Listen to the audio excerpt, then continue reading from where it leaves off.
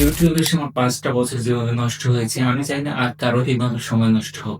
আমি এখন পর্যন্ত ২ থেকে ৩ টে চ্যানেল মনিটাইজেশন করেছি এবং একটা চ্যানেল রীতিমতো মাত্র ৩ টা ভিডিও দিয়ে মনিটাইজেশন করেছিলাম। তাহলে বুঝতে পারছেন কিছু না কিছু আছে ইউটিউবের মধ্যে যেটা আপনার জানা নাই। এবং আমি কিভাবে ৫টা বছর নষ্ট করলাম সেই ৫ বছরের শিক্ষা থেকে আপনি ৫ মিনিটেই শিক্ষাটা নিয়ে নিতে পারছেন। খুব সহজে। তাহলে কি টিপস এবং ট্রিকস গুলো রয়েছে আমি আপনাদের সঙ্গে শেয়ার করব।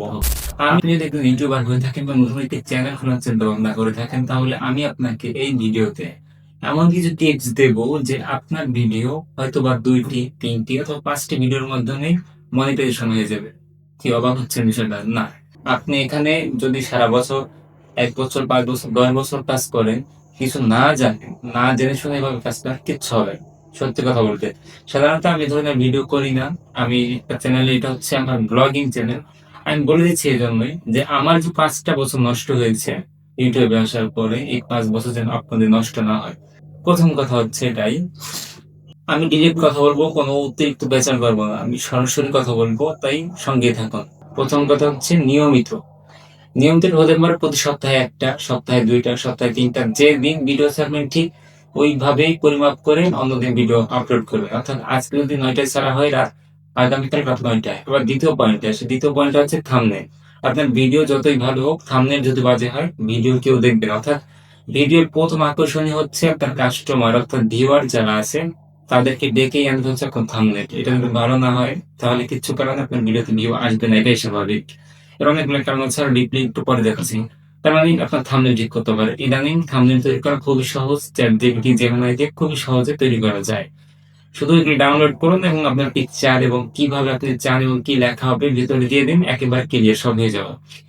৩য় পয়েন্ট যেটা, ভিডিওর শুরুতে হুক দিতে হবে। হুক, হুকটা কি?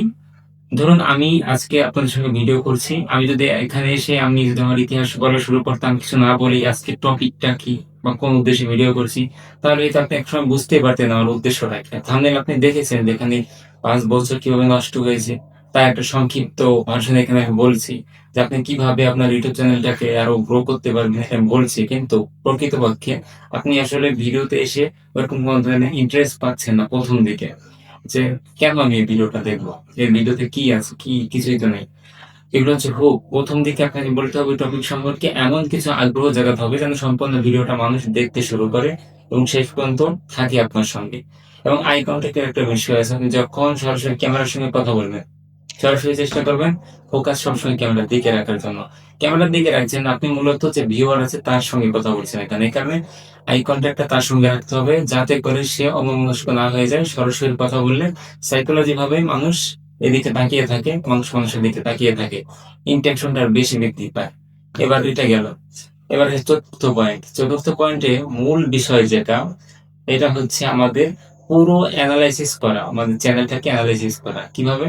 এনালাইসিস করা হচ্ছে আপনার থাম্বনেল, তারপর হচ্ছে আপনার ডিউরেশন, আপনার ভিডিওতে কত মিনিট হচ্ছে ভিউ আসছে। এই বিষয়গুলো প্রত্যেকটা আপনাকে এনালাইসিস করতে হবে এবং সবথেকে ইম্পোর্টেন্ট যে বিষয়টা সেটা হচ্ছে আপনাকে একটা অ্যাসিস্ট্যান্ট নিতে হবে। অ্যাসিস্ট্যান্ট আছে কি আপনার ইউটিউব স্টুডিওর জন্য। এটা হতে পারে টিউববাডি বা ভিআইডিকিউ হতে পারে।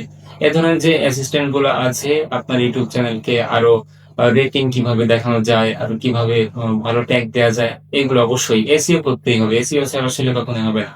এসইও না করলে আপনি কখনো চ্যানেল দাঁড় করাতে পারবেন না। এবার আরেকটা গুরুত্বপূর্ণ পয়েন্ট, এই পয়েন্টটা হচ্ছে আমরা কখনোই নিয়মিত না। আমাদের অভ্যাস হচ্ছে নিয়মিত না।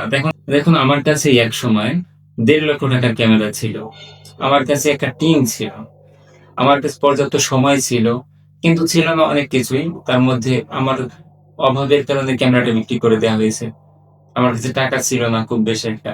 হ্যাঁ, ক্যামেরা ছিল দামি কিন্তু একটা শুটিং এ গেলে যে টাকা খরচ করব ওই টাকাটা ছিল না।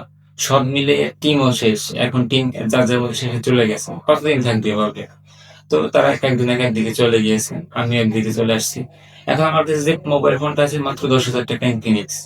এখন এই ফোনটা যদি আমি ভিডিও তৈরি না করি, সত্যিকার অর্থেই আপনারা কি এই ভিডিওটা দেখতে পারতেন? কখনোই না। কাজেই আমাদের মেইন হচ্ছে ইউটিউবে বেশি সময় নষ্ট করা যাবে না।